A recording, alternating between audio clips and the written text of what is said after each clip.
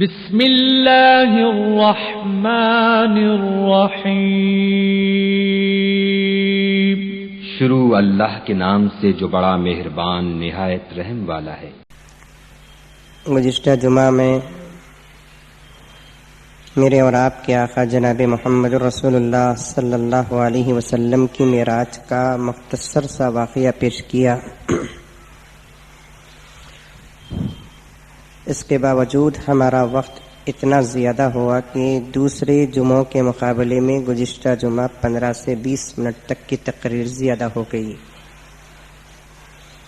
جس کا مجھے بھی احساس ہے اور آپ کو بھی احساس ہے، جبکہ نبی کریم صلی اللہ علیہ وسلم کی زندگی کا ایک لمحے کا واقعہ رہا ہے۔ روایتوں میں آتا ہے کہ آقا جب معراج کو تشریف لے گئے، حضرت ام ہانی رضی اللہ تعالی عنہا کے گھر سے بستر سے اٹھ کر واپس آ کر دیکھا تو ایک انسان جب بستر پر سوتا ہے تو انسان کے جسم کی گرمی کا احساس بستر پر ہوتا ہے۔ آقا جب اتنا لمبا سفر مکہ مکرمہ سے بیت المقدس سے آسمانوں کا سفر، آسمانوں سے سدرۃ المنتہا تک، سدرۃ المنتہا سے اللہ کے دربار تک، اللہ کے دربار میں ایک بہت بڑا وقت اللہ کے رسول صلی اللہ علیہ وسلم کا لگا۔ پھر اللہ کے حکم سے حضرت جبرائیل علیہ الصلاۃ والتسلیم کے ذریعے اللہ کے رسول صلی اللہ علیہ وسلم نے جنت اور دوزخ دونوں کی سیر کی۔ اتنا لمبا سفر کر کے پھر اسی ترتیب کے ساتھ اللہ کے رسول صلی اللہ علیہ وسلم واپس آئے۔ آ کر دیکھتے ہیں تو نکلتے ہوئے اللہ کے رسول صلی اللہ علیہ وسلم کی بستر کی جو گرمی تھی وہ باقی رہی، لیکن اتنا لمبا سفر ختم ہو گیا۔ اب شاید دنیا کے ذہن میں یہ بات سمجھ میں آتی نہیں ہوگی کہ کیسے ہو سکتا ہے۔ معمولی سٹی مارکیٹ یا شیواجی نگر جا کر آئے تو ہمارے 2-3 گھنٹے ختم ہو جاتے ہیں، اور یہ آسمانوں کا اتنا لمبا سفر اللہ کے رسول کیے ہیں اور بستر کی گرمی جیسے کہ ویسے باقی رہ گئی ہے، یہ کیسے ہو سکتا ہے؟ ایک عام انسان کے ذہن میں آتی ہے یہ بات۔ اس کا جواب کوئی مشکل بھی نہیں، آج کے زمانے کے انسانوں کو سمجھنا بہت آسان ہے پہلے لوگوں کے مقابلے میں۔ آج سے 100 سال پہلے، 200 سال پہلے، 500 سال پہلے، 1000 سال پہلے کے لوگ بڑے سادے سیدھے تھے، ان کا ہر کام بڑا لمبا ہوتا تھا۔ اور آج کے زمانے میں دنیا نے ترقی کی ہے تو آج کے زمانے کے لوگوں کو ایسی باتیں سمجھنے میں کسی قسم کی کوئی دشواری نہیں ہے۔ میرے دوستو دیکھتے نہیں کہ جو سفر سالوں کا تھا ہمارے لیے وہ سفر گھنٹوں کا ہو گیا، منٹوں کا ہو گیا۔ تو اللہ تبارک و تعالیٰ نے وقت کو بھی پیدا کیا ہے کہ اللہ کے ہاتھ میں یہ طاقت نہیں ہے کہ 1 سیکنڈ میں ہزاروں کا سفر کرا دے۔ کوئی بعید کی بات نہیں ہے، اللہ کے قبضے میں سب چیز ہے، اللہ تعالیٰ جو چاہتے وہ کرتے ہیں۔ بعض علماء کرام نے اس موقع پر یہ وجہ بیان کی ہے کہ اللہ نے کائنات کے کنٹرول کو روک دیا میرے آقا کے جا کر آنے تک۔ جیسے ایک بادشاہ آتا ہے تو ٹریفک کو وہیں ریڈ لائٹ کے ذریعے سے روک دیا جاتا ہے، ادھر کی ٹریفک ادھر جا نہیں سکتی، ادھر کی ٹریفک ادھر آ نہیں سکتی، لیفٹ کی رائٹ کو جا نہیں سکتی، رائٹ کی لیفٹ کو نہیں جا سکتی، بندہ بشر پھر نہیں سکتا جب تک کہ بادشاہ یہاں سے وہاں نہ گزر جائے یا وہاں سے یہاں نہ آ جائے۔ ویسے اللہ تعالیٰ نے کائنات کی ٹریفک کو ایسے ہی روک دیا کہ تم اپنی اپنی جگہ پر ٹھہر جاؤ، یہاں تک کہ چاند سورج ستارے زمین آسمان کی گردشوں کو تو دور کی بات، اللہ تعالیٰ نے وقت کو بھی روک دیا کہ آئے وقت تو جہاں ہے وہیں رہے گا میرے آقا کے جا کر آنے تک۔ مجال نہیں رہی وقت کو کہ 1 سیکنڈ کا کانٹا ادھر سے ادھر ہٹے، وقت ایسے کہ ایسے کھڑ گیا۔ میرے آقا کا سفر اتنا لمبا ہو گیا، واپس آنے کے بعد یہی تو مشرکین واپس آنے کے بعد انکار کیے کہ محمد جھوٹ بولو تو بھی ایسی بولو کہ کوئی آدمی اسے قبول کر لے۔ ارے بعض مرتبہ جھوٹ بھی بعض لوگ بنا کر بولتے ہیں. جھوٹ بھی بولنا بولے تو ایسا بولنا کہ کوئی آدمی کیا کر لے اسے تسلیم کر لے. ایسی جھوٹ نہ بولو کہ پاگل بھی اسے کیا کرے, انکار کرے. اور آپ تو نبوت کا دعویٰ کر رہے ہو, آخری نبی ہونے کا دعویٰ کر رہے ہو, اور اتنا سفید جھوٹ بول رہے ہو کہ یہ کر رات میں تم مکے سے بیت المقدس اور بیت المقدس سے آسمان کا اور اللہ کا, جنت کا, دوزخ کا اتنا لمبا سفر کر کے آئے ہو. چلو آسمانوں کا سفر تو اپنی جگہ پر, تم جو کہہ رہے ہو نا یہ لمبی چوڑی بات پر یہ مکے سے مسجد اقصی تک کا سفر ناممکن ہے تو زمین سے آسمان تک کا سفر کیسے ہو جائے گا؟ مشرکین نے کہا. اب میرے آقا کیسے سمجھائیں گے ابو جہل کو, ابو لہب کو, اتبا کو, شیبہ کو, کیونکہ ان کے دماغوں پہ پردہ پڑا ہوا تھا نا. دنیا کو سامنے رکھ کر, دنیا کی سواریوں کو سامنے رکھ کر, دنیا کی مسافت کو سامنے رکھ کر وہ لوگ نبی کے سفر کو تولنا چاہتے تھے. لیکن نبیوں کا جو بھی کام ہوتا ہے وہ دنیا کے اسباب سے نہیں, آسمان کے اسباب سے ہوتا ہے, آسمان کے ذریعوں سے ہوتا ہے. 4-5 سال پہلے ایک راکٹ گئی تھی کسی ستارے پر, جانتے ہوں گے انگریزی پڑھے ہوئے, حالات کو جاننے والے. وہ راکٹ ڈسکوری شاید اس کا نام تھا. وہ اپنے مقصد سے کامیاب ہو کر جو واپس آ رہا تھا تو دوسرے دن اخبار میں آیا کہ ہندوستان سے گزرتا ہوا وہ راکٹ صرف 12 منٹ پر ہندوستان سے امریکہ پہنچ گیا. صرف 12 منٹ پر.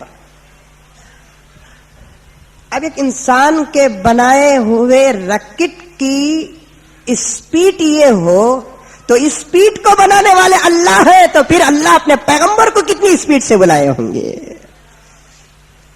تیزی کو, رفتار کو بنانے والے اللہ تبارک و تعالی. اسی لیے حضور کی سواری کا نام کیا تھا؟ براق تھا. براق, میں نے گزشتہ جمعہ بھی کہا تھا نا کہ براق برق سے نکلا ہے, برق سے. اور برق کہتے ہیں بجلی کو, اور بجلی تو دنیا کے تمام چیزوں میں سے سیکنڈ نمبر کی فاسٹ چیز ہے. اس سے بھی اگر کوئی فاسٹ ہے تو وہ انسان کی نگاہ ہے. اس سے بھی اگر کوئی فاسٹ ہے تو میں ذرا تصوف کی طرف آ جاؤں تو اس کا دماغ اور اس کا دل ہے کہ میرے دوستو 1 سیکنڈ پر اگر انسان چاہے تو اپنے دل اور دماغ کو خدا تک پہنچا سکتا ہے. 1 سیکنڈ میں بیٹھو یہاں اور اللہ کا تصور کر لو کہ اللہ میرے اب دل پہ ہے, اللہ میرے دل پہ ہے. کیونکہ اللہ خود فرماتے ہیں کہ میں انسان کے دل میں رہتا. میں کہاں رہتا ہوں؟ انسان کے دل میں رہتا ہوں. میں تھوڑی دیر کے لیے مراقبہ کر لیں. آپ جو بیعت کیے ہوئے حضرات ہیں وہ اپنے سر اور گردن کو جھکا کر دل کی طرف توجہ کر کے یہ سوچ لے کہ اس وقت اللہ کی توجہ, اللہ کی نورانیت میرے دل پہ اتر رہی ہے. حدیث میں آتا ہے کہ اسی لمحے 1 سیکنڈ تو بہت دور کا فاصلہ ہے, اس سے کئی ہزار درجے پہلے اس کی روح زمین سے نکل کر خدا کے عرش کا طواف کرتی ہے. خدا سے ملاقات کا اتنا آسان راستہ ہے میرے دوستو. بہرحال بہت سارے لوگ آج بھی دنیا کے اندر انکار کرتے ہیں اور اس زمانے میں بھی انکار کرتے تھے, لیکن معراج کا واقعہ تو اپنی جگہ پر برحق ہے. میں بتانا یہ چاہتا ہوں آپ کے سامنے, اتنا لمبا چوڑا سفر جو نبی کی زندگی کا 1 لمحے سے بھی کم تھا, اس کا ایک حصہ بیان کرتے ہوئے ہمارے گھنٹے ختم ہو رہے ہیں. ہو رہے ہیں کہ نہیں ہو رہے؟ گزشتہ جمعہ تو تلملا گئے کہ مولانا جن کی نگاہیں مولانا کے چہرے پر پڑتی تھی ان کی نگاہیں گھڑی پر پڑنے لگی. کیا جی 2:10 ہوئے, مولانا بریک کتنی مار رہی؟ کیا بریک فیل ہو گیا کیا مولانا کی تقریر کا؟ بریک فیل ہو گیا مولانا کی تقریر کا کہ بریک ہی نہیں پڑ رہا ہے؟ میرے دوستو بات دراصل وقت کے گزرنے کا نہیں ہے, حقیقت یہ ہے کہ ہماری غفلت کا نتیجہ ہے. یقیناً میں پہلے بھی کہا, اب بھی کہوں گا کہ آج ہمارے وقتوں میں ذرا برابر بھی برکت نہیں ہے, ذرا برابر بھی برکت نہیں ہے, جس کا نتیجہ یہ ہے کہ نبی کی زندگی کا ایک جز سن نہیں سکتے. سکتے کہ ہمارا وقت ضائع ہو جاتا ہے, ہمارا وقت ختم ہو جاتا ہے, وقت کی حد پار ہو جاتی ہے. اللہ تعالیٰ سے جہاں آپ اپنے تجارت, بیوی, بچے, خیر اور برکت کی دعا کرتے ہیں میرے دوستو, آج ہی سے شروع کر دو کہ اللہ تعالیٰ ہمارے اوقات میں بھی برکت عطا فرمائے. یہ دعا ضرور کرو کہ اللہ میرے عمر میں برکت عطا فرما, میرے وقت میں برکت عطا فرما. اللہ میرے وقت کو غفلت سے گزارنے سے میری حفاظت فرما اور غافلوں کی صحبت سے میری حفاظت فرما. دراصل یہ دعا میں نہیں سکھا رہا ہوں آپ کو, حضرت ابوبکر صدیق رضی اللہ تعالی عنہ کی ہمیشہ یہ دعا رہتی تھی کہ اللہ میرے وقت میں برکت عطا فرما, غفلت کی زندگی سے میری حفاظت فرما اور غافلوں کی صحبت سے بھی میری حفاظت فرما. حضرت ابوبکر صدیق 3 دعائیں بطور خاص کرتے تھے. ایک, وقت کی برکت, غفلت سے پناہ. دوسرا, غافلوں کی صحبت سے بھی پناہ مانگتے تھے. اللہ کے اللہ وہ انسان کی دوستی نہ دے, وہ انسان کا دوست مجھے نہ بنا جو غفلت کی زندگی گزارتا ہے. ایسے انسان کی دوستی کی اللہ تعالیٰ سے بھیک مانگو کہ جس کے ساتھ رہے تو کم سے کم 1 گھنٹے کی ملاقات میں 1 مرتبہ تو اللہ کا نام نکل جائے, 1 مرتبہ تو سبحان اللہ نکل جائے. حضرت ابوبکر صدیق نے پیغمبر کی امت کو یہ سبق دیا, ہمارا وقت بڑا قیمتی ہے اس لیے کہ ہماری صحبت نبی کے ساتھ ہو رہی ہے. تم اپنے وقت کی قدر کرو اور غافلوں کی صحبت سے بچ جاؤ, اور ہمیشہ اپنے وقت کی خیر و برکت کی دعا مانگو. جو لوگ اپنے وقت کی قدر کیے اور خیر و برکت کی دعائیں مانگتے تھے, اللہ تبارک و تعالیٰ نے ان کے وقتوں میں اتنی برکت دیا کہ وہ نماز بھی پڑھتے تھے, روزہ بھی رکھتے تھے, قرآن بھی پڑھتے تھے, شادی بھی کرتے تھے, بچے بھی پیدا ہوتے تھے, گھر کے کام کاج بھی کرتے تھے, سودا سلب بھی لایا کرتے تھے, پھر امت کی اصلاح بھی کرتے تھے. ابھی میں نے کتاب میں پڑھا کہ حضرت مولانا ابو الوفا ابن عقیل رحمت اللہ علیہ تاریخ کے سب سے بڑے مصنف گزرے ہیں. نام ہے حضرت مولانا ابو الوفا ابن عقیل رحمت اللہ علیہ, تاریخ کے سب سے بڑے مصنف گزرے ہیں جنہوں نے 80 سبجیکٹ پر کتابیں لکھی. 80 سبجیکٹ پر کتابیں لکھی, صرف ایک سبجیکٹ کی تقریباً 800 ایڈیشن لکھے ہیں, 800 جلدیں لکھی ہیں صرف ایک سبجیکٹ پر. جن کتابوں کو پڑھتے ہوئے ہماری زندگیاں ختم ہو جائیں گی لیکن کتاب ختم نہ ہوگی. ان کتابوں کو انہوں نے اپنے ہاتھوں سے لکھ دیا ہے. پرنٹنگ کا دور بھی نہیں, ٹائپ رائٹنگ کا دور بھی نہیں, کمپیوٹر کا دور بھی نہیں, زیراکس کا دور بھی نہیں ہے, ہاتھوں سے لکھتے تھے. 800 جلدوں پر صرف ایک سبجیکٹ کی کتاب لکھے تو پھر میرے دوستو ان لوگوں کے وقت میں کیسی برکت ہوگی. حضرت امام غزالی رحمت اللہ علیہ کتاب لکھے یاقوت التاویل بول کر, جو صرف ایک کتاب کے 40 جلدیں ایڈیشن بنی. حضرت علامہ ابن جوزی رحمت اللہ علیہ نماز, روزہ, زکات, قرآن, حج, بیوی, بچے, گھر کے باہر کے تمام کام کاج پر عمل کرتے ہوئے اللہ کے فضل و کرم سے اتنی کتابیں لکھی کہ لکھتے ہوئے ان کے قلم کے جو چورے چھوٹے چھوٹے چھلکے نکلے نا, ان کے میت کے غسل کا پانی اسی چوروں سے گرم کیا گیا.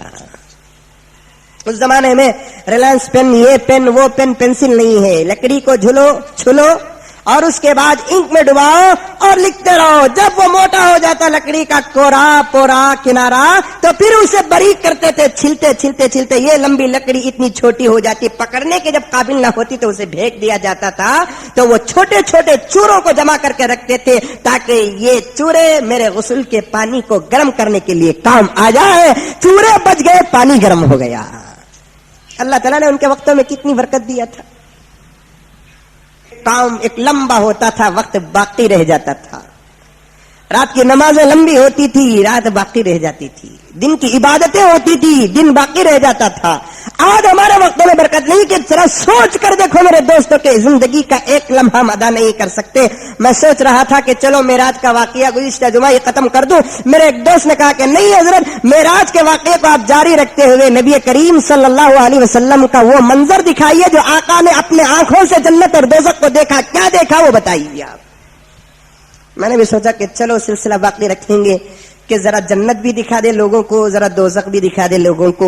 آج تو اچھے اچھے منسٹر جنت دکھاتے ہیں, مسلمان تباہ اور برباد ہو رہا ہے. میرے آقا نے بھی ایک جنت دکھائی ہے, ذرا دیکھیں گے کہ وہ جنت کیا ہے. میرے آقا نے بھی ایک دوزخ دکھائی ہے, وہ دیکھیں گے کہ دوزخ کیا ہے. میرے دوستو, میرے آقا کے زبان سے نکلا ہوا جملہ ہمارے آنکھوں سے دیکھی ہوئی چیز سے بھی زیادہ یقینی ہے.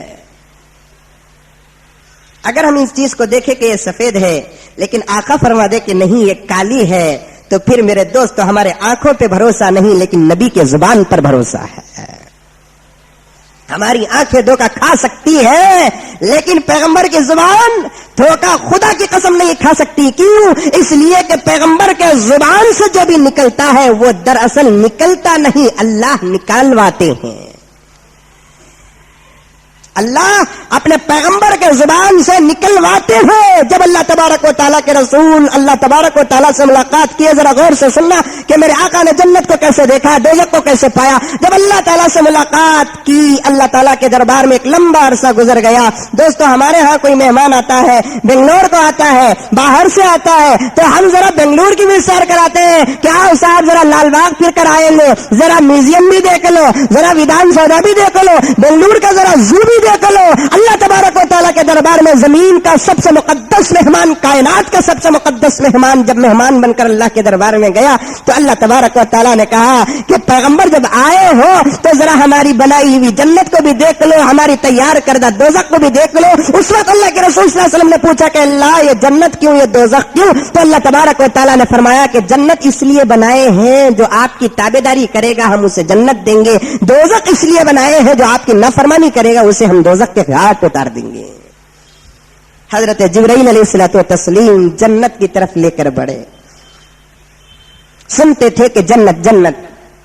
اس وقت میں جتنا کہوں گا مجھ سے پہلے جتنے علماء سے آپ سنے ہیں یا قرآن مجید میں پڑھے ہیں, صرف ایک سرسری جنت کی تعریف ہوگی. اللہ کے رسول علیہ الصلوۃ والتسلیم نے فرمایا کہ جنت تو وہ ہے جس کی تعریف مکمل دنیا کی کسی زبان میں نہ بیان کی ہوگی, دنیا کا کوئی انسان نہ دیکھا ہوگا, دنیا کی کوئی آنکھ نہ سنی ہوگی. ہم جتنا سوچتے ہیں اس سے ہزاروں درجے زیادہ, کروڑوں درجے زیادہ جنت وہاں جانے کے بعد پتا چلے گا کہ اوہو جنت یہ چیز ہے.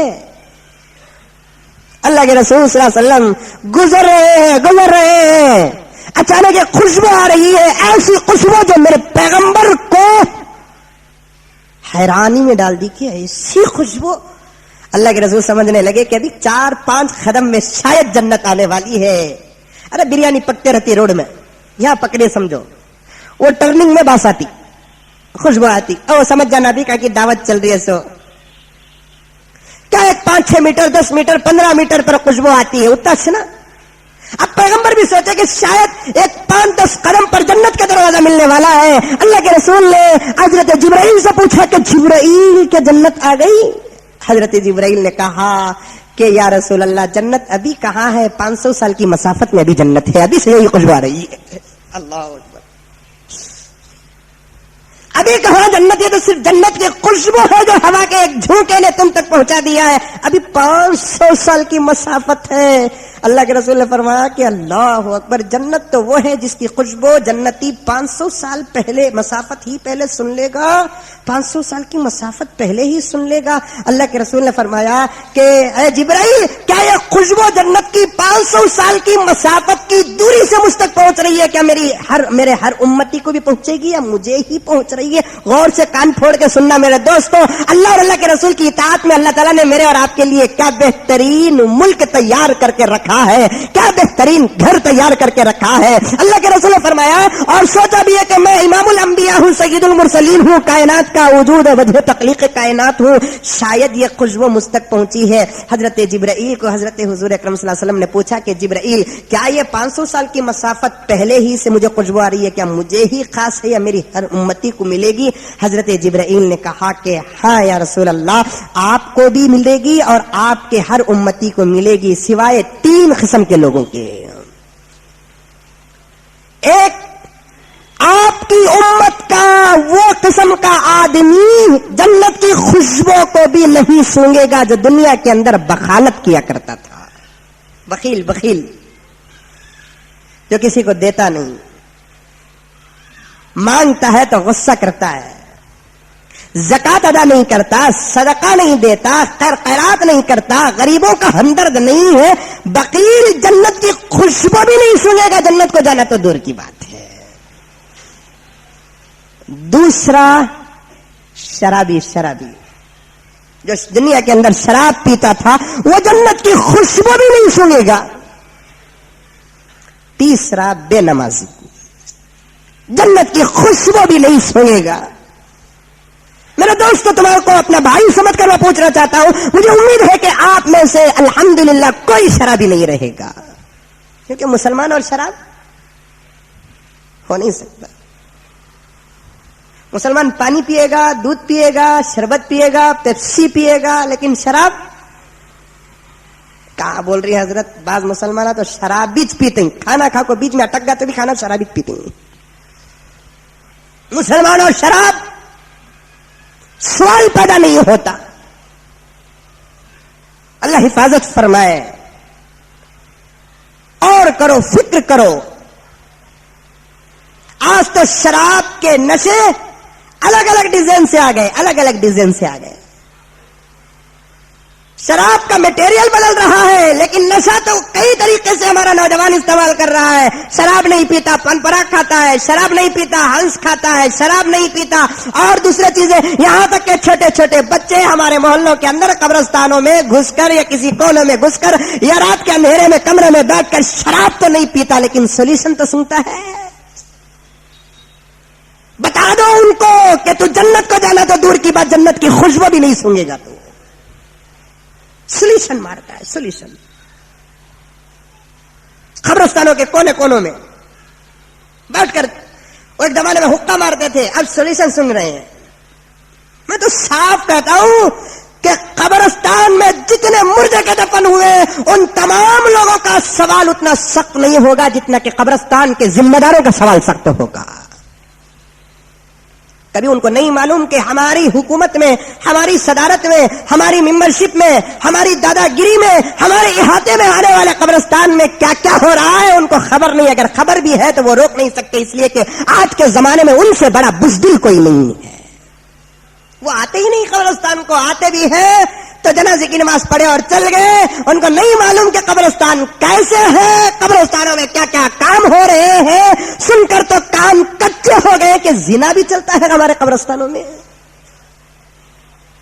وہاں تو ولیوں کے پتے پانی ہو جاتے ہیں، گنہگار تو دور کی بات، جس نے اپنی زندگی میں کبھی نماز نہیں چھوڑا، داڑھی نہیں مڈائی، تہجد نہیں چھوڑا، وقت کا صحابی بھی اگر کسی قبر کے پاس سے گزرتا تو اتنا روتا کہ اس کی داڑھی مبارک تر ہو جاتی۔ حضرت انس رضی اللہ تعالیٰ عنہ کی تاریخ میں آتا ہے، کسی قبر کے پاس سے گزر جاتے تو اتنا روتے کہ داڑھی مبارک تر ہو جاتی۔ کسی نے پوچھا کہ انس قیامت کے، حشر کے، سور کے، جہنم کے تذکرے کو سن کر اتنا روتا ہوا ہم نے کبھی آپ کو نہیں دیکھا، لیکن قبرستان سے گزرتے ہو تو تم صحابی رسول ہو اور 10 سال تک تم نے نبی کی خدمت کی ہو۔ اللہ کے رسول نے تمہارے سر پہ ہاتھ رکھ کر تمہاری مغفرت، تمہارے علم، تمہارے تفقہ اور تمہارے عمل کے لیے دعا کی ہے، کثرت اولاد کی تمہارے لیے دعا کی ہے۔ جس پیغمبر کا ہاتھ تمہارے سر پر پڑ گیا ہے اس آدمی کو جہنم کی آگ اور خبر کا عذاب کبھی نہیں چھوئے گا، اس کے باوجود تم خبر کے پاس سے گزرتے ہو تو اتنا روتے ہو۔ حضرت انس صحابی رسول خادم رسول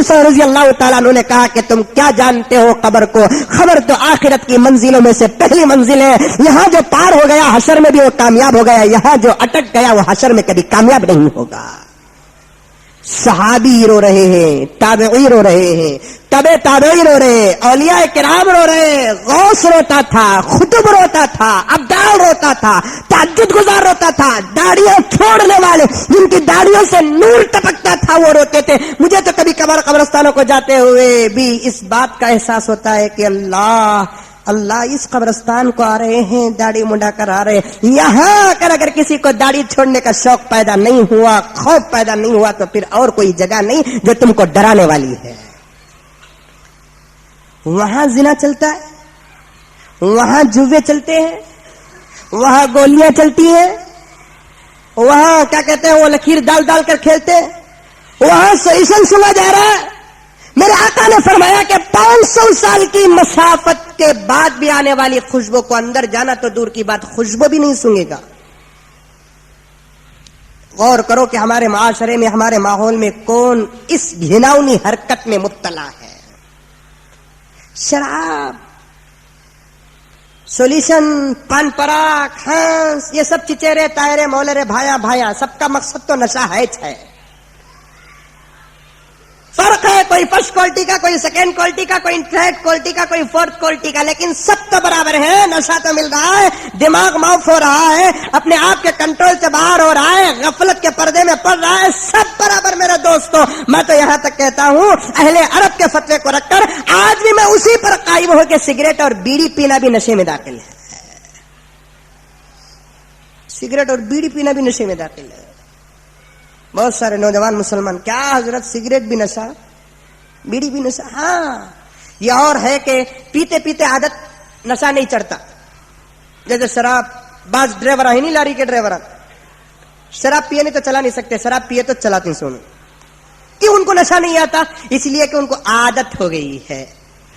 عادت ہو گئی ہے، ویسے ایک عادت پڑ گئی ہے. ورنہ پہلی مرتبہ سگریٹ پینے والے سے پوچھو، بیڑی پینے والے سے پوچھو کہ قسم کا چکر آتا. منجا پوچھنا نہیں، تم نے بھی ایسا ہوا کیا حضرت بول کر رہا ہے. سنیا سو منجا تو اس کی بد بہت پسند نہیں. اللہ کے پلو گیا وہ کیسا پیتے رہیں گے، وہ لگا پینے والے، وہ پینے کو جورو کے پاس کیسا جاتے رہیں گے. جبکہ ہمارے بزرگوں نے بیوی کے پاس جاتے ہوئے بھی فرمایا، حکما نے فرمایا کہ جب تم، یہ باریک بات ہے، یہ نہیں بولا کہ کیا بھی مزمل صاحب کیسے کیسے کی بات مسجد میں بولتی نا. بتا رہا ہوں میں آپ کو، یہ ہمارا مذہب کتنا پاکیزہ ہے دیکھیے، کتنا پیارا ہے دیکھیے. بعض لوگ منہ میں بدبو آ جاتی، کیا کہتی ہے کہ اگر کسی کی شادی ہوئی، پہلی مرتبہ بیوی کے پاس بات کرنے کے لیے جا رہا ہے، سگریٹ مار لگ کر گیا، بدبو آئے گی. یہی بدبو اپنے شوہر کی نفرت پیدا کرنے کی ابتدا ہوگی. اس کے واسطے ہمارے حکما نے، بہترین بزرگوں نے کیا کہا کہ بیوی کے پاس جب پہلی مرتبہ بات کرنے جاؤ تو بیچ میں ایک الائچی گلاچی ڈال لے کر چل جاؤ، تاکہ جہاں تمہارے کپڑوں سے پھول کی خوشبو آتی ہے وہاں تمہارے منہ سے گلاب کی بھی خوشبو آ جائے. کتنا پاکیزگی کا لحاظ رکھا ہے، کتنی پاکیزگی کا خیال رکھا ہے اسلام نے، بزرگوں نے، کہ بیوی کو بھی تمہارے منہ کی بدبو کیا نہ کرے، پریشان نہ کرے. اگر کوئی آدمی لہسن اور پیاز کا کے آتا ہے، آقا نے فرمایا کہ مسجد کو نہ آؤ کچی پیاز اور لہسن کھا کے، اس لیے کہ تمہاری منہ کی بدبو سے فرشتوں کو تکلیف ہوتی ہے. لیکن سگریٹ پینے والوں کو دیکھا گیا کہ کیا مزہ لے لے کر پیتے، پی کو پھوکے تو پرواہ نہیں، نگل بھی جاتے ہوں، لگا نگل جاتے، وہ دعا اندر کہاں جاتا کہ معلوم نہیں ہے. اللہ بچائے. نہیں، توبہ کرو میرے دوستو، توبہ کرو. یہ تو اسراف ہے، طبیعت بھی خراب ہے، ناساز ہو جاتی ہے، بہت ساری برائیاں اس کے اندر موجود ہے. عرض کرنا چاہتا ہوں میں آپ کے سامنے کہ شرابی آدمی، بخیل آدمی جنت کی خوشبو بھی نہیں محسوس کریں گے. خیر آپ میں سے وہ تمام عادتیں نہیں ہیں مجھے امید ہے، لیکن یہ تیسری چیز جو ہے نا کہ جنت کی 500 سال کی مسافت دور سے آنے والی خوشبو کو وہ آدمی بھی نہیں سونگے گا جو نمازوں کے وقت کو بدل کر پڑھتا ہے. نماز چھوڑنا تو دور کی بات کے، ظہر کی نماز کو عصر میں پڑھتا ہے، عصر کی نماز کو مغرب میں پڑھتا ہے، جو نمازوں کو قضا کرتا ہے نا، وہ جنت کی خوشبو تک محسوس نہیں کرے گا. بولو انشاءاللہ پڑھیں گے کہاں تک میں. اللہ مسلمان میرے بھائی، تیرے زبان کے وعدے تو دور کی بات، میرے بھائی تیرے زبان کے انشاءاللہ پر بھی بھروسہ چلا گیا ہے. کتنا کچا ہو گیا ہمارا منہ، کتنی کچی ہو گئی ہماری زبانیں، کتنے کچے ہو گئے ہمارے وعدے اور آوازیں کہ دیتوں با اس پر بھروسہ چلا گیا، آتوں با اس پر بھروسہ چلا گیا، دیتوں آتوں پر کیا بھروسہ گیا کہ ایک مسلمان کے زبان سے نکلنے والے انشاءاللہ پر بھی بھروسہ چلا گیا ہے. اندر بہت ساری تھا کہ مسلمان کی زبان پتھر کی لکیر سے بھی زیادہ مضبوط تھی. پتھر کی لکیر مٹ سکتی تھی لیکن مسلمان کی زبان کبھی مٹ نہیں سکتی تھی. دیتوں دیتوں، نہیں دیتا نہیں دیتا، ہوتا ہوتا نہیں ہوتا نہیں ہوتا. آج دیتوں بول کو خسما انہیں کھاتا جو اندر سے اس کا ارادہ پکا رہتا، ہرگز نہیں دیتا بول کر انہیں دیتوں بولتا. انشاءاللہ بولو تو دل سے نکالو آواز. اگر تمہارے انشاءاللہ پر صداقت ہے، تم اللہ کے گھر میں بیٹھ کر جنت کی خوشبو کو حاصل کرنے کی نیت سے اگر تم انشاءاللہ بولے ہو تو میرے دوستو عصر کی نماز میں تمہارا امتحان ہوگا.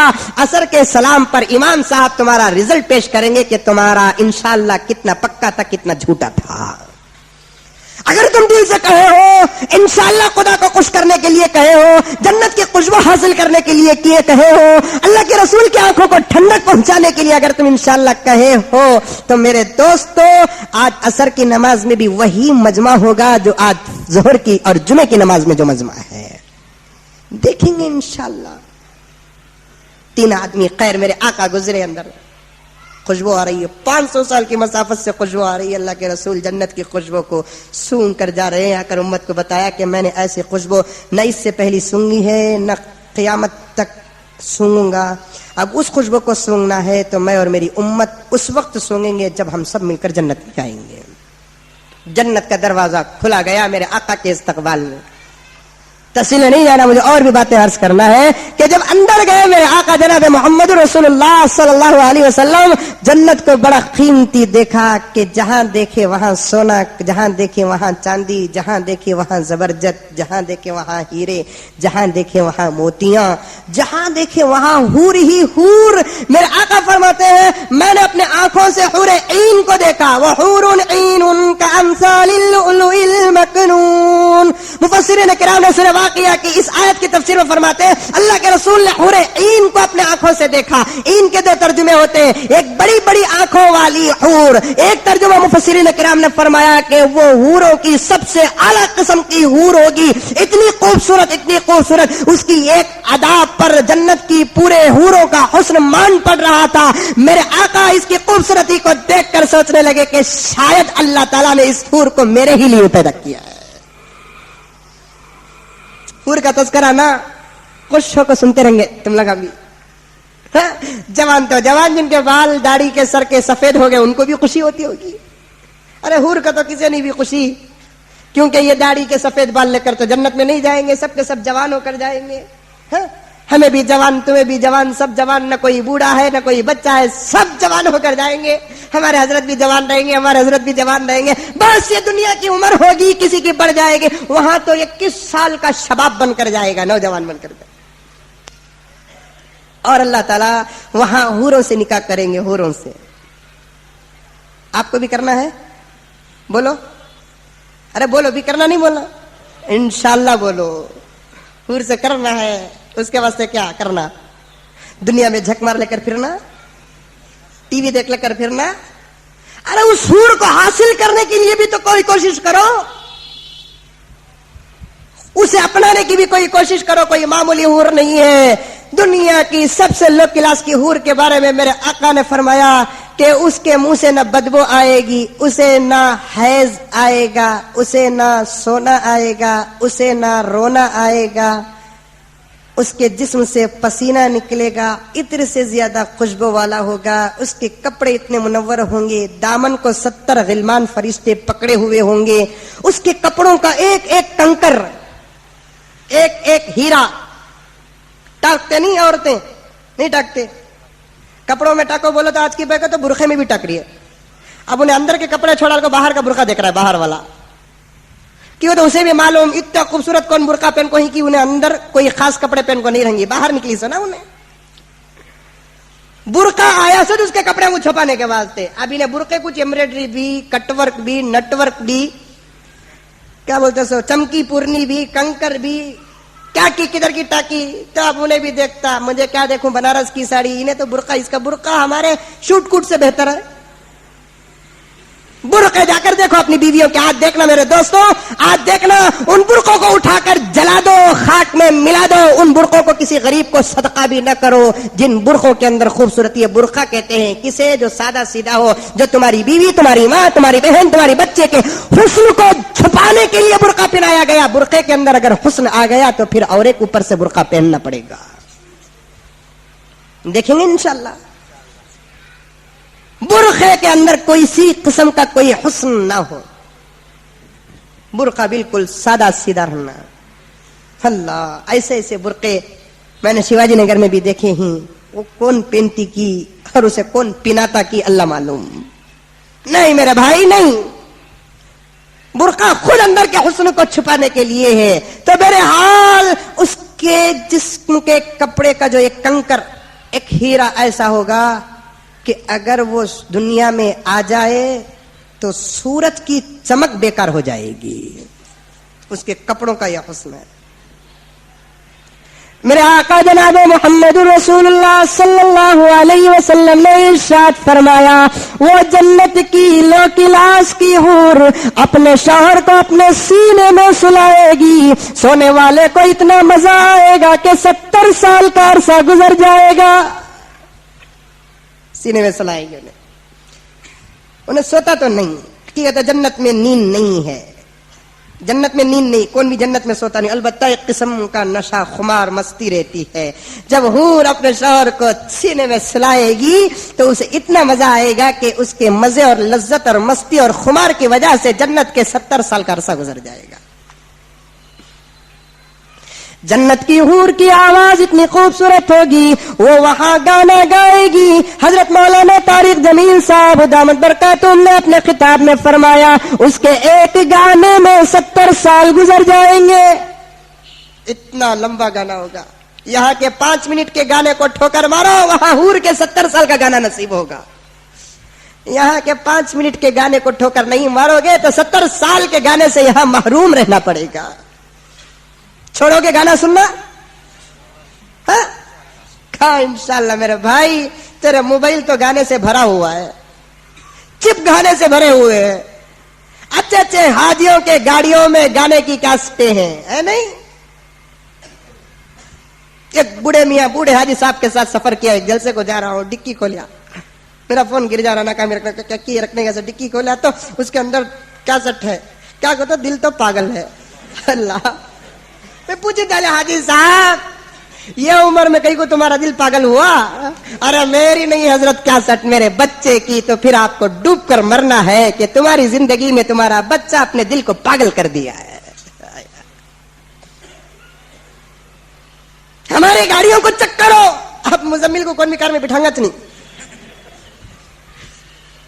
دیکھنا بول کر نہیں، بتانا چاہتا ہوں میرے دوستو، دنیا کے 5 منٹ کا گانا لچی لفنگی بے حیا کی آواز کو اللہ کے لیے قربان کرو. اللہ تمہارے لیے جنت میں حور کا 70 سال کا گانا سنائیں گے.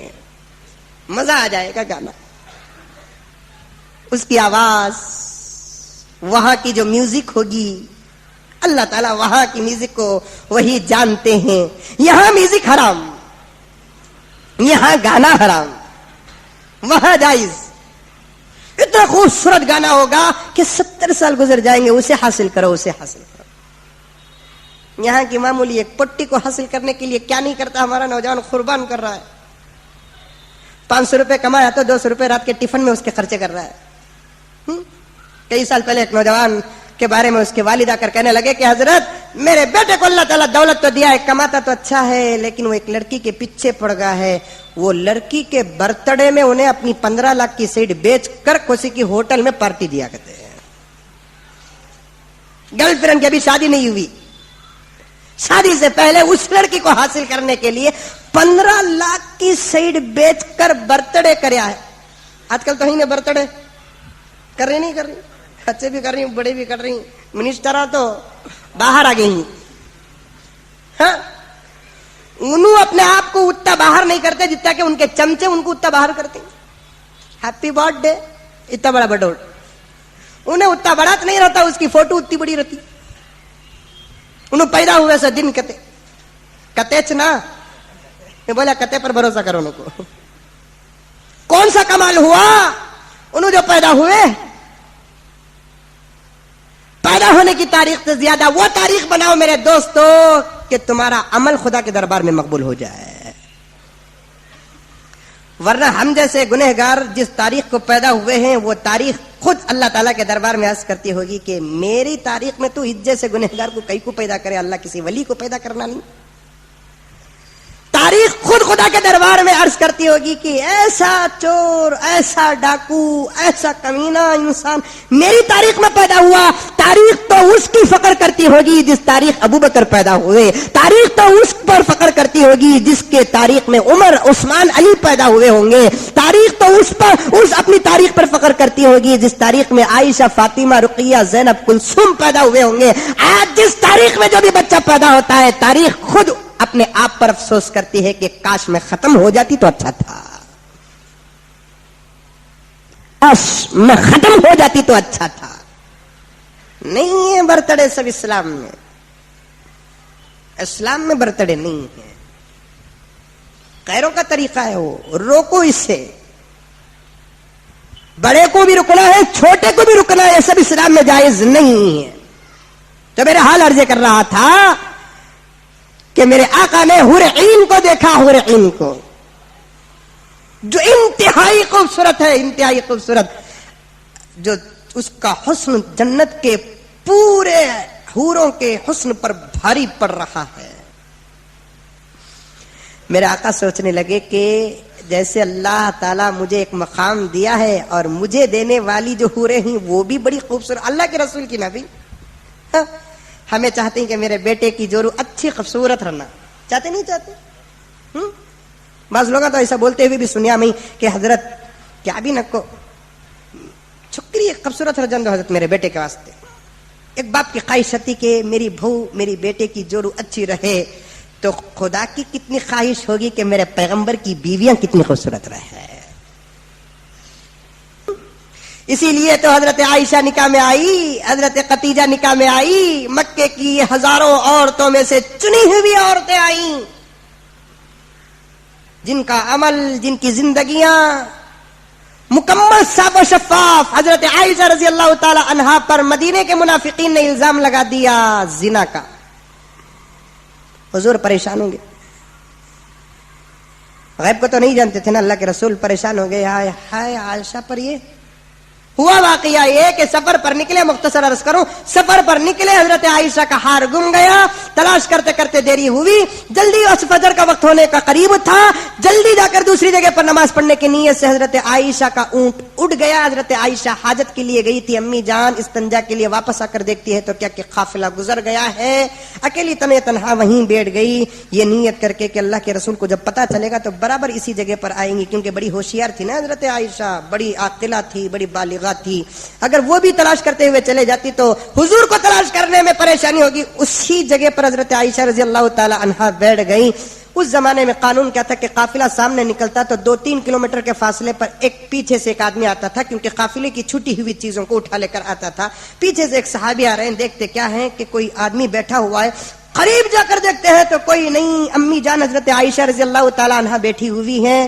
فوراً انا للہ پڑھتے ہیں, بات تک نہیں کرتے. وہ صحابی اپنے اونٹ کو بٹھا دیتے ہیں. حضرت عائشہ بیٹھ گئی, اونٹ کی نکیل پکڑ کر, لگام پکڑ کر, قافلے تک نگاہوں کو نیچے رکھ کر, کوئی سوال نہیں, کوئی جواب نہیں, جبکہ رشتہ ماں باپ کا ہے. حضرت عائشہ ماں ہے, وہ صحابی بیٹے ہیں. اس کے باوجود پردہ, احتیاط اتنا زیادہ تھا کہ پورے راستے پر کوئی گفتگو نہیں. موت کے وقت حضرت عائشہ رضی اللہ تعالی عنہا یہ کہہ کر انتقال ہوتی ہے کہ میں نے میری زندگی میں میرے آقا سرتاج محمد کے بعد کسی کو سب سے زیادہ شرم اور حیا والا دیکھا تھا اس رات میرا مسافر, اس کو دیکھا میں نے. لیکن مدینے میں جب تاخیر سے پہنچے حضرت عائشہ رضی اللہ تعالی عنہا ام المؤمنین اور وہ صحابی, تو منافقین کو موقع ہاتھ آیا, الزام لگا دیے کہ او محمد کی بیوی عائشہ رضی اللہ تعالی عنہا, کہتے ہوئے بھی زبان خوف کھا رہی ہے. پھر بھی مسئلہ پیش کر رہا ہوں میں آپ کے سامنے کہ منافقین کو جب موقع ملا تو کہنے لگے کہ محمد کی بیوی عائشہ نے رات فلاں صحابی کے ساتھ گزار کرا رہی ہے. دھیرے دھیرے دھیرے دھیرے ہوا ایسی پھیلی کہ میرے آقا کے کان تک پہنچ گئی, لیکن عائشہ رضی اللہ تعالیٰ عنہ کو خبر ہی نہیں. اللہ کے رسول نے حضرت عائشہ رضی اللہ تعالیٰ عنہ کو, ذرا ہلکی سی طبیعت ناساز ہوئی حضرت عائشہ کی, تو اللہ کے رسول نے حضرت عائشہ کو ان کے ابا ابو بکر کے گھر بھیج دیا. لیکن تب بھی حضرت عائشہ کو نہیں معلوم کہ میرے بارے میں یہ چل رہا ہے. 1 مہینے کا عرصہ ہو گیا, میرے آقا پریشان ہیں, نہ آسمان سے کوئی وحی آ رہی ہے, نہ کوئی فیصلہ ہو رہا ہے, جبکہ اللہ کے رسول حضرت عائشہ رضی اللہ تعالیٰ عنہ سے بے حد محبت کر رہے ہیں. اب اللہ کے رسول علیہ الصلوۃ والتسلیم حضرت عمر فاروق سے مشورہ کرتے ہیں کہ عمر پتہ ہے مدینے میں کیا بات چل رہی ہے؟ یا رسول اللہ کچھ نہیں. اے عمر کہاں ہو, تمہاری ماں پہ الزام لگ چکا ہے لیکن وہی بھی بند ہو چکی ہے. حضرت عمر نے پوچھا رسول اللہ کیا الزام لگا؟ وہی عمر परसों जो काफिले में 1 महीना पहले गए थे ना, आयशा भूल के रह गई थी, पीछे से फला साहबी लेकर आए थे। मदीने के मुनाफिक कहते हैं कि आयशा ने नऊज बिल्लाह उस साहबी के साथ रात गुजारी है। ये सुनना था। उमर अपने जेब से तलवार निकालते कहते हैं कि रसूल अल्लाह एक इशारा बता दीजिए, किसने मेरी मां पे इल्जाम लगाया है? बता दीजिए किसने मेरी मां पे इल्जाम लगाया है? मैं एक मार में सबको 2 टुकड़े करता था, इस कमीने को एक मार में 4 टुकड़े कर दूंगा। उमर को अपनी मां पे उतना भरोसा नहीं जितना भरोसा कि आयशा पर है। मेरी मां पे इल्जाम लगाए। सीरत हलबिया में आता है कि उमर अपने आप से खिताब करते हैं, अपने आप से कहते हैं कि उमर तेरी मां पे इल्जाम लगकर तू जिंदा है, तेरी जिंदगी तो बेकार है। कितनी गफलत की जिंदगी तो गुजार रहा है कि तेरी मां के ऊपर मुनाफिकीन इल्जाम लगा चुके हैं और तू फिर रहा है, खा रहा है, पी रहा है। या रसूलल्लाह इशारा दे दीजिए जरा कि कौन है वो कमीना जो मेरी मां पे इल्जाम लगाया? या रसूलल्लाह जरा सोचिए, आपका चेहरा भी उतरा हुआ है। अल्लाह के रसूल ने कहा कि क्या करूं उमर, मैं तो आलिमुल गैब नहीं हूं ना। एक कहता 2 कहता तो और बात थी, 10 20 कहने लगे हैं। अबू बकर के कान में बात पहुंची, अबू बकर ने आयशा से बात करना छोड़ दिया। बाप बेटी का भी आलिमुल गैब नहीं होता। कुछ हजरत उमर ने कहा कि या रसूलल्लाह आप भी चेहरा उतार चुके हैं, जरा सोचिए। क्या सोचूं उमर? फैसला कीजिए उमर। या रसूलल्लाह वो आयशा जिसकी गोद में वही आती है, नऊज बिल्लाह वो आयशा कहीं ये कदम उठाएगी? या रसूलल्लाह जरा सोचिए। एक मर्तबा एक वाकया हुआ। क्या हुआ? या रसूलल्लाह आप नमाज पढ़ा रहे थे, हम पीछे नमाज पढ़ रहे थे। हाँ, आप चप्पल की हालत में, जूतों की हालत में नमाज पढ़ा रहे थे। हाँ, अचानक नमाज की हालत में आपने अपने पैरों से जूतों को निकाल दिया। हाँ, नमाज के बाद हमने पूछा या रसूलल्लाह आपने जूते क्यों निकाला? आपने कहा कि जब मैं नमाज पढ़ा रहा था जूतों की हालत में, तो जिब्राइल आकर कहने लगे कि मोहम्मद सल्लल्लाहु अलैहि वसल्लम आपके जूतों में नजासत लगी हुई है, आप निकाल दीजिए। तो मैं नमाज ही की हालत में निकाल दिया। या रसूलल्लाह याद आया आपको? हाँ याद आया। अल्लाह के रसूल सोच कर देखिए कि आपके जूतों में नजासत हो तो खुदा को पसंद नहीं है, आपकी जिंदगी में नजिस औरत कैसे आ सकती है? आपकी जिंदगी में गलीज औरत कैसे आ सकती है? नापाक औरत कैसे आ सकती है? हो नहीं सकता या रसूल अल्लाह। ये कहकर अल्लाह के रसूल सल्लल्लाहु अलैहि वसल्लम के सामने हजरत उमर के जुबान से निकलता है, सुब्हानका हाज़ा बुहतानुन अज़ीम। अल्लाह के रसूल, दुनिया के तमाम बोहतानों में ये सबसे बड़ा बोहतान है। ये जुमला हजरत उमर के जुबान से निकलकर आवाज खत्म नहीं हुई, आसमान से जिब्राइल यही आवाज को लेकर उतरते हैं, कुरान की आयत को लेकर उतरते हैं कि सुब्हानका हाज़ा बुहतानुन अज़ीम। मैं ये इसलिए अर्ज किया कि दुनिया के अंदर हूर औरतें भी मिली तो एक से बढ़कर एक मिली अल्लाह के रसूल सल्लल्लाहु अलैहि वसल्लम को, और जन्नत के अंदर हूर ऐन को देख रहे हैं अल्लाह के रसूल अलैहिस्सलातु वत्तस्लीम, जो इंतहाई खूबसूरत है। अल्लाह के रसूल अलैहिस्सलातु वत्तस्लीम ने सोचा कि शायद ये मेरी ही बीवी होगी जन्नत में। पूछने लगे जिब्राइल से कि जिब्राइल क्या ये मेरी बीवी है? नहीं या रसूलल्लाह, ऐसे तो करोड़ों अरबों हैं जो आपकी उम्मत की बीवियां हैं। किसकी? मेरी और आपकी। खुश हो जाओ, माशाअल्लाह बोलो, सुभान अल्लाह बोलो। अल्लाह करे कि हमारा निकाह उनसे, हल्लू बोलो ये कि तो मेरे क्या सटा घर में भी सुनती। अब तो मस्जिद में आन कर लेकर बैठ जाती, घर में डायरेक्ट सुन लेकर ही डायरेक्ट सुनते हैं। एयरटेल टू एयरटेल फ्री, बहुत सारे लोग वैसे आन कर लेकर डायरेक्ट, हमें यहाँ नमाज पढ़ती तो मैं वहां नमाज पढ़ो बोलकर।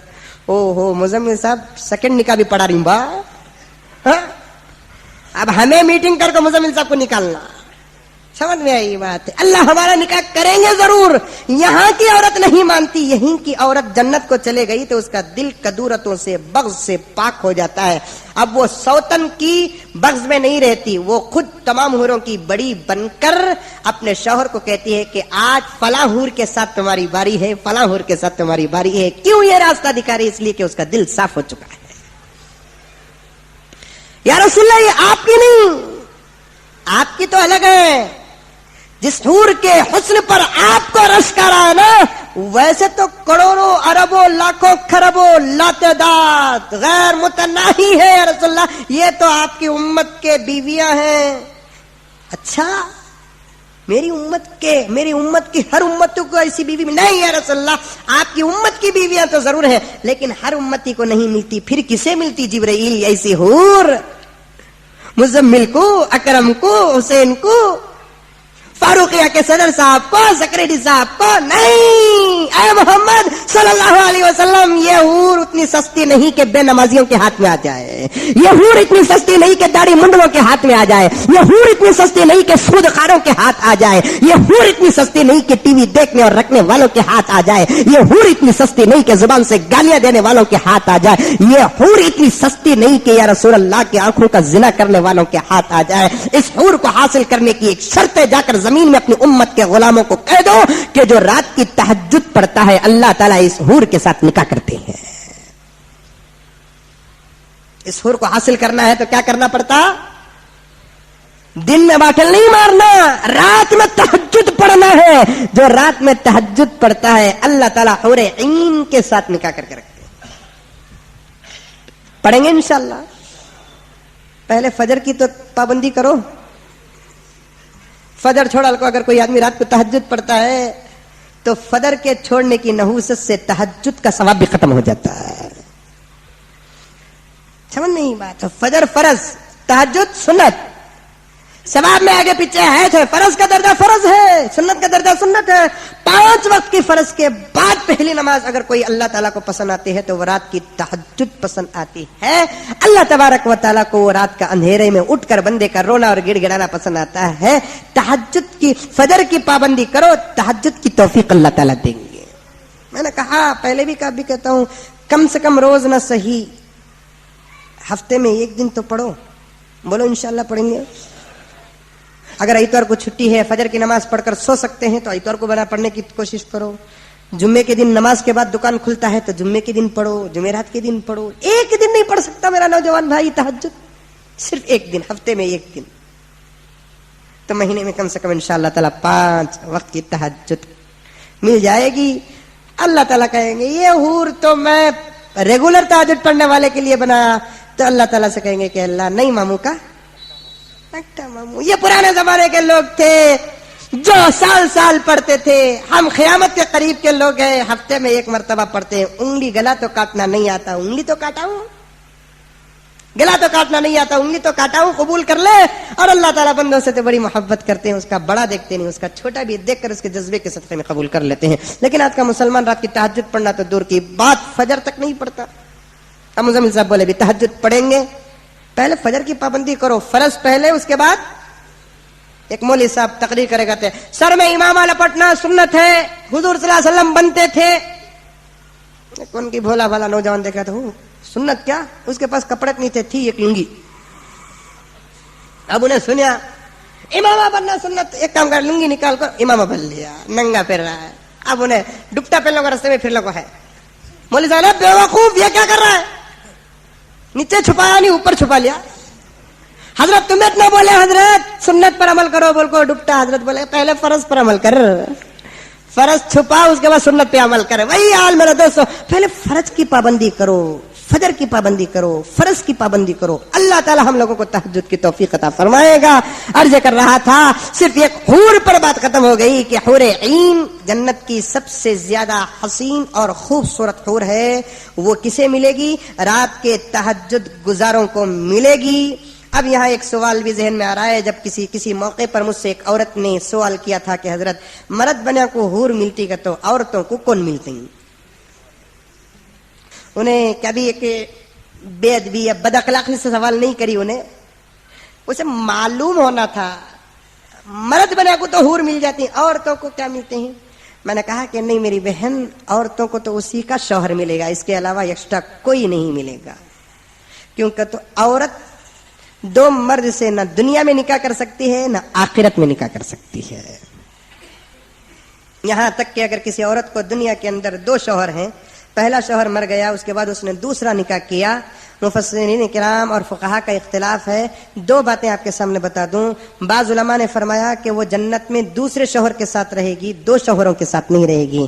بعض علماء نے فرمایا کہ نہیں، دو شوہروں میں سے اسے اختیار دیں گے، چاہے تو اس کے ساتھ رہے، چاہے تو اس کے ساتھ رہے. اور ایک بات بھی آتی ہے، دو شوہروں میں سے اس کے ساتھ اسے رہنے کا موقع ملے گا جس کے نیکیاں ایک دوسرے سے بڑھ کر رہتی ہیں. عورت کو کچھ نہیں، اس کو اس کا شوہر ملے گا، اس کو اس کا حسن ملے گا، اس کو اس کی ضرورت کی چیزیں ملیں گی. کیونکہ عورت وہ نہیں جو دو مردوں سے شادی کر سکے، مرد وہ ہے جو دنیا میں 4 مردوں سے شادی کر سکتا ہے اور جنت میں 70 حوروں کے ساتھ یا اس سے ہزاروں زیادہ نیک حوروں کے ساتھ زندگی گزار سکتا ہے. پھر جنت کے کیا مناظر ہیں، انشاءاللہ تعالی موقع ملے گا تو آپ کے سامنے عرض کروں گا. دعا کیجیے کہ اللہ تبارک و تعالی مجھے اور آپ کو جنت کے حرص اور جنت کی حوروں کو حاصل کرنے کے لیے اللہ کے رسول صلی اللہ علیہ وسلم نے جو تدابیر کے بتائے ہیں، امت کو سکھائے ہیں، اس پر مجھے اور آپ کو عمل کرنے کی توفیق اور سعادت عطا فرمائے. آخر میں حسب معمول ہماری مسجد کے چندے کے متعلق آپ تمام حضرات سے گزارش ہے. میں بہت مشکور ہوں آپ لوگوں کا کہ جب بھی میں جذبے کے ساتھ اعلان کرتا ہوں تو آپ بھی جذبے کے ساتھ مسجد کا تعاون فرماتے ہیں کہ گزشتہ جمعہ 13,000 سے 13,500 سے زیادہ چندہ آپ لوگوں نے تعاون فرمایا. اللہ تعالیٰ آپ کو دینے کی توفیق جو دیا، اس کے لیے میں اللہ کا بھی شکر گزار ہوں. ایک ایک پیسے کا اجر دنیا اور آخرت میں آپ کو عطا فرمائے. آپ تمام حضرات کو صحت کاملہ عطا فرمائے، آپ کے مرحومین کی مغفرت فرمائے، آپ کی تجارتوں میں خوب برکت عطا فرمائے. کہ میرے دوستو، رمضان قریب ہے، بہت سارا کام باقی ہے، زیادہ سے زیادہ مسجد کے لیے چندہ عنایت فرمائے. اللہ تعالیٰ آپ کے دینے دلانے کو قبول فرمائے. آمین ثم آمین. وآخر دعوانا ان الحمد للہ رب العالمین.